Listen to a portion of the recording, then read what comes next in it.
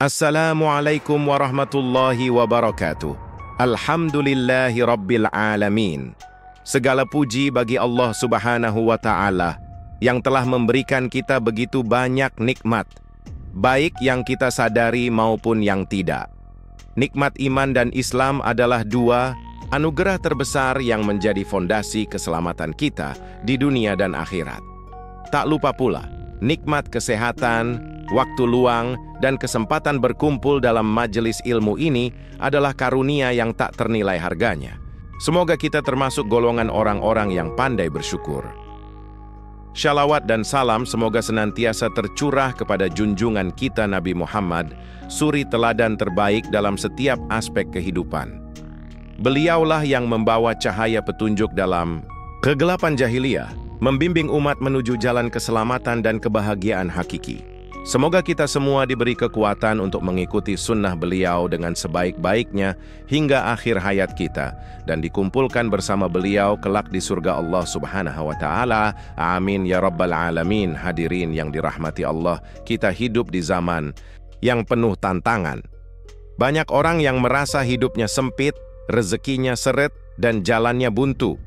Namun seringkali kita lupa bahwa solusi atas segala masalah hidup itu sebenarnya sederhana dan telah diajarkan oleh Rasulullah dan para ulama terdahulu, yaitu dengan memperbanyak istighfar. Istighfar bukan sekadar lafaz, tetapi sebuah bentuk kesadaran spiritual untuk memohon ampun atas dosa-dosa yang mungkin menjadi penghalang turunnya keberkahan hidup. Oleh karena itu, pada ceramah kali ini, kita akan membahas lebih dalam tentang istighfar, sebuah amalan ringan di lisan namun besar di sisi Allah. Kita akan menelusuri bagaimana istighfar dapat menjadi kunci pembuka pintu rezeki, pelepas kesulitan, bahkan menjadi sebab turunnya kekayaan dan kelapangan hidup. Semoga dengan pembahasan ini, kita semua termotivasi untuk memperbanyak istighfar dalam kehidupan sehari-hari, bukan hanya sebagai rutinitas, tetapi sebagai kebutuhan jiwa dan sarana mendekatkan diri kepada Allah. Istighfar dalam bahasa Arab berasal dari akar kata ghafara, yang memiliki arti menutupi, melindungi, atau mengampuni.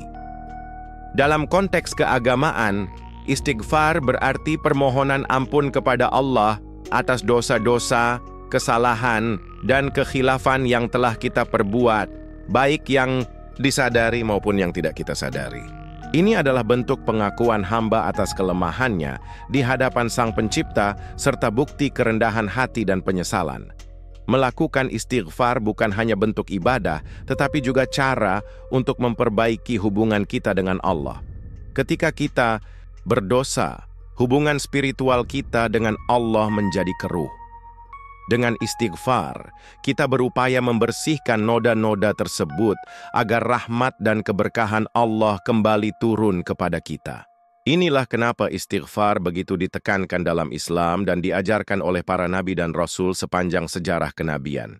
Salah satu dalil yang sangat indah mengenai kekuatan istighfar adalah firman Allah dalam surah Nuh ayat 10-12, di mana Nabi Nuh alaihi salam mengajak kaumnya untuk bertaubat dan memohon ampun kepada Allah. Maka aku katakan kepada mereka, mohonlah ampun kepada Tuhanmu, sesungguhnya Dia adalah Maha Pengampun.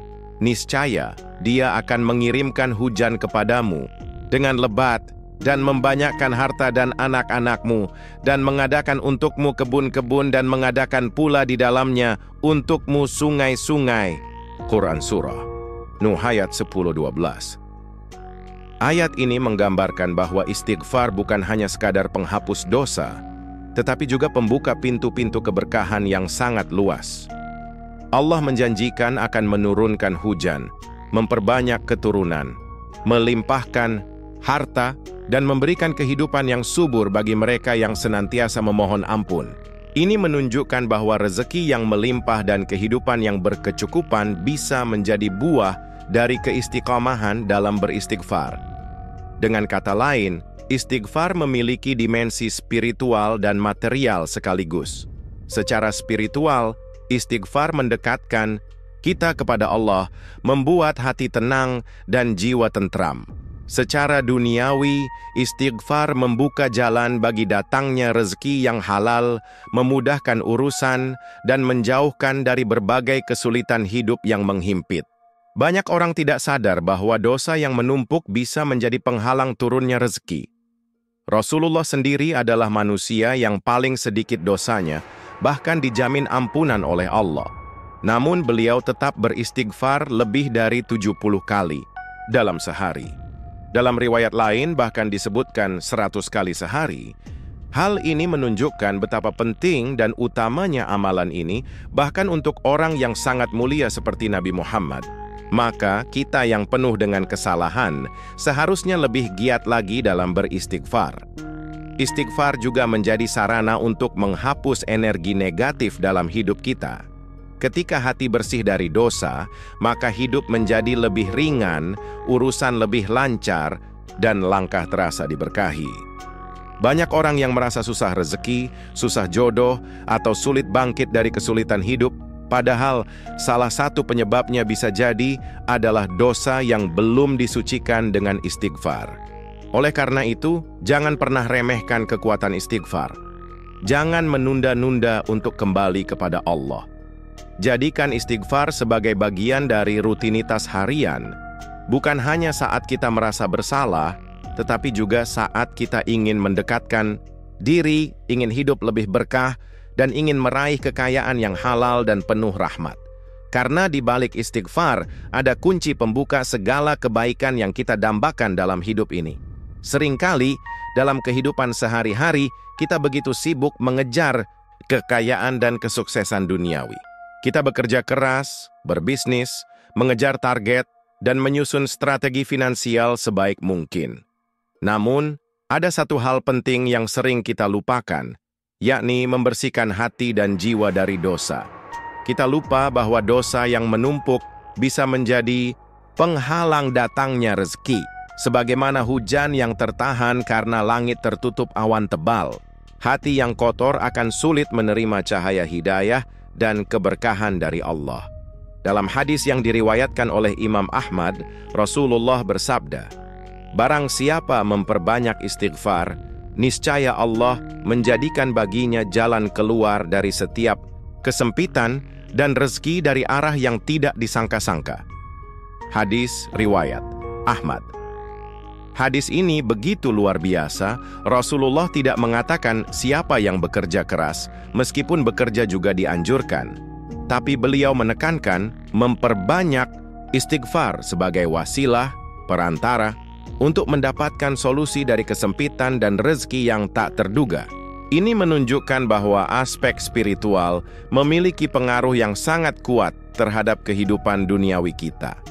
Bayangkan saja, sebuah amalan yang hanya membutuhkan waktu beberapa menit dalam sehari, dilakukan dengan hati yang ikhlas dan penuh harap, mampu membuka pintu-pintu rezeki yang selama ini tertutup. Kita tidak perlu menjadi orang kaya dulu untuk memulai, tidak perlu memiliki modal besar atau relasi luas. Cukup dengan lisan dan hati yang jujur mengucapkan, "Astaghfirullah." Allah sudah berjanji memberikan jalan keluar. Banyak di antara kita yang ketika mengalami masalah ekonomi, langsung mencari pinjaman, menjual aset, atau mengeluh kepada manusia. Padahal, salah satu solusi utama yang diajarkan oleh Rasulullah justru adalah istighfar. Meminta ampun kepada Allah bisa menghilangkan penghalang rezeki, memperbaiki nasib, dan bahkan membalikkan keadaan secara drastis. Kita perlu sadari bahwa rezeki bukan hanya soal uang. Kesehatan, ketenangan hati, keluarga yang harmonis, dan lingkungan yang mendukung juga termasuk rezeki. Bahkan terkadang, Allah memberikan rezeki dalam bentuk yang tidak kasat mata, seperti peluang, waktu yang berkah, atau orang-orang baik yang hadir dalam hidup kita. Dan semua itu bisa dimudahkan melalui istighfar yang tulus. Istighfar juga membuat hati menjadi lembut dan lebih tenang. Ketika hati bersih, kita lebih mudah berpikir jernih, mengambil keputusan yang tepat, dan lebih peka terhadap peluang. Sering kali rezeki itu sudah di depan mata, tapi karena hati kita keras dan kotor oleh dosa, kita tidak bisa melihatnya. Maka istighfar bagaikan pembersih cermin hati agar kita bisa menangkap pantulan rahmat dan petunjuk dari Allah. Oleh karena itu, jangan anggap remeh istighfar. Jangan tunggu sampai masalah datang atau hidup terasa sempit baru kita mengucapkannya. Jadikan istighfar sebagai amalan harian yang rutin, baik dalam keadaan lapang maupun sempit. Karena siapa tahu, satu kalimat istighfar yang kita ucapkan hari ini menjadi sebab datangnya rezeki besar yang tak pernah kita bayangkan esok hari. Mengamalkan istighfar bukan sekadar mengucapkan kalimat tertentu secara berulang, tetapi juga menyangkut kesadaran hati, ketulusan niat, dan kesungguhan untuk berubah. Istighfar yang dilakukan dengan benar dan konsisten bukan hanya mendatangkan ampunan, tetapi juga bisa menjadi kunci pembuka pintu rezeki dan kekayaan yang berkah. Untuk itu, penting bagi kita untuk memahami bagaimana cara mengamalkannya secara maksimal. Yang pertama dan paling utama adalah niat yang tulus. Niatkan istighfar karena Allah semata, sebagai bentuk taubat dan harapan akan ampunannya. Jangan jadikan istighfar semata-mata sebagai alat untuk mengejar kekayaan dunia. Jika rezeki atau kekayaan datang setelah istighfar, anggaplah itu bonus dari Allah atas ketaatan dan keikhlasan kita. Niat yang benar akan menjaga hati dari sifat tamak dan menjadikan amalan kita diterima di sisi Allah. Kedua, biasakan mengucapkan istighfar minimal 100 kali sehari.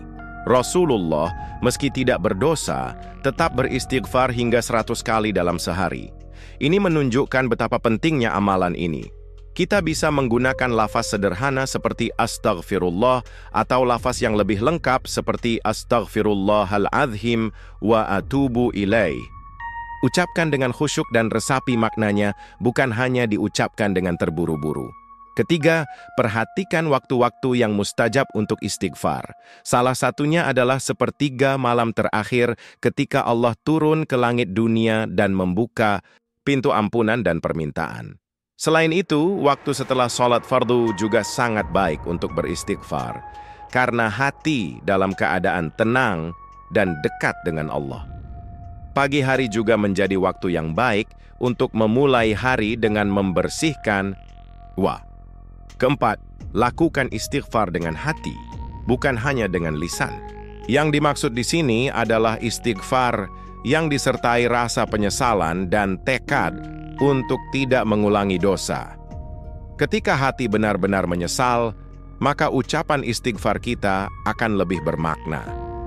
Kita akan lebih sadar bahwa kita membutuhkan Allah dan hanya dengan ampunannya kita bisa hidup tenang dan diberkahi.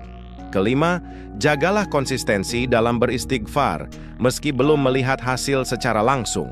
Banyak orang menyerah karena merasa istighfar tidak manjur atau belum memberikan hasil. Padahal, hasil itu datang di waktu yang paling tepat menurut Allah, bukan menurut kita. Mungkin saat ini belum terkabul, tapi Allah sedang menyiapkan sesuatu yang lebih besar, atau sedang membersihkan jalan dari hal-hal yang menghalangi datangnya rezeki. Yang terakhir, sertai istighfar dengan amal saleh lainnya. Istighfar bukan berarti kita berhenti berusaha atau hanya duduk diam menunggu rezeki turun. Justru, setelah istighfar, kita dianjurkan untuk melanjutkannya dengan usaha yang halal, sedekah, silaturahmi, dan kebaikan lainnya. Semua ini saling melengkapi. Istighfar membersihkan dan membuka pintu, sedangkan amal saleh. Salah satu kisah yang sering dijadikan pelajaran dalam hal ini adalah kisah dari Imam Hasan al-Basri, seorang ulama tabi'in yang sangat bijaksana dan dihormati. Suatu hari, beliau didatangi oleh beberapa orang dengan keluhan yang berbeda-beda. Ada yang mengadu tentang kemiskinan yang menjerat hidupnya, ada pula yang mengeluh tentang kemandulan karena bertahun-tahun belum dikaruniai anak, dan yang lain lagi mengeluhkan kekeringan ladangnya yang tak kunjung membuahkan hasil. Menariknya, jawaban Imam Hasan al-Basri untuk semua masalah itu sama. Perbanyaklah istighfar. Orang-orang mungkin merasa heran, mengapa satu solusi dipakai untuk berbagai masalah yang berbeda. Tapi Imam Hasan al-Basri tahu persis apa yang beliau katakan. Beliau memahami bahwa dosa dapat menjadi penghalang turunnya rahmat dan rezeki dari Allah. Dan dengan istighfar, dosa-dosa itu dihapuskan sehingga pintu keberkahan kembali terbuka. Beliau bahkan merujuk pada ayat dalam surah Nuh yang secara eksplisit menyebut bahwa istighfar membawa hujan, harta, keturunan, dan kemakmuran. Hikmah ini tidak hanya berlaku di masa silam. Banyak pula kisah nyata di zaman sekarang yang memperlihatkan kekuatan luar biasa dari istighfar. Ada orang yang sebelumnya hidup dalam lilitan utang dan kemiskinan, namun setelah istiqamah dalam istighfar setiap hari, kehidupannya perlahan berubah. Bisnisnya mulai lancar, rezekinya datang dari arah yang tak disangka-sangka, dan hatinya menjadi lebih tenang. Semua itu dimulai dari koneksi batin yang kuat dengan Allah lewat istighfar. Contohnya adalah kisah seorang pengusaha kecil yang dulu hampir menutup usahanya karena terus merugi. Ia membaca tentang keutamaan istighfar, lalu mulai mengamalkannya setiap pagi dan malam, sambil tetap bekerja keras dan menjaga kejujuran dalam usahanya. Beberapa bulan kemudian, perlahan-lahan usahanya bangkit. Ia mulai mendapat pelanggan tetap, bahkan mendapat kontrak besar yang mengubah seluruh hidupnya. Ia yakin kuncinya bukan hanya pada usaha, tetapi pada istighfar yang membersihkan jalan rezekinya. Ada pula seorang ibu rumah tangga yang merasa hidupnya stagnan dan penuh masalah. Ia mulai memperbanyak istighfar setiap selesai salat. Tidak lama kemudian, suaminya mendapat pekerjaan lebih baik, anak-anaknya menjadi lebih mudah diatur, dan kehidupan rumah tangganya menjadi lebih harmonis. Ia tidak melakukan hal besar, hanya memperbanyak astaghfirullah dengan penuh harap kepada Allah.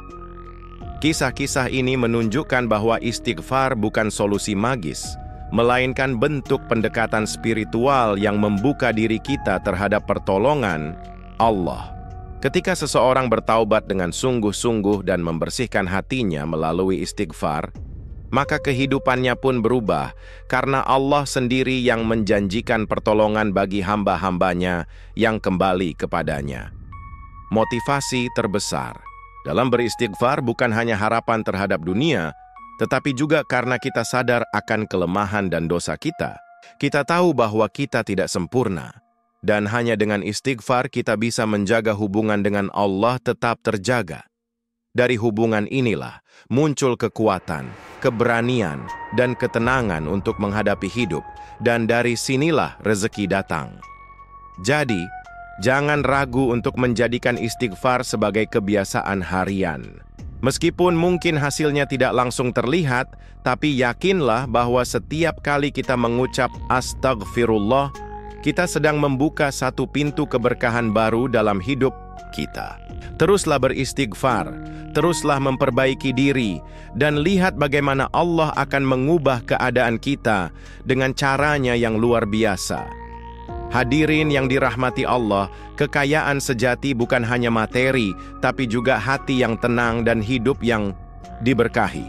Istighfar bukan sekadar bacaan, tapi sebuah ikhtiar rohani yang bisa mengubah hidup kita. Mari kita mulai hari ini dengan memperbanyak istighfar.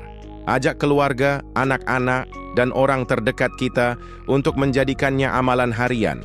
Semoga Allah membuka pintu rezeki kita semua dan mengangkat segala kesulitan hidup kita. Astaghfirullahaladzim. Astaghfirullahaladzim. Astaghfirullahaladzim. Wassalamualaikum warahmatullahi wabarakatuh.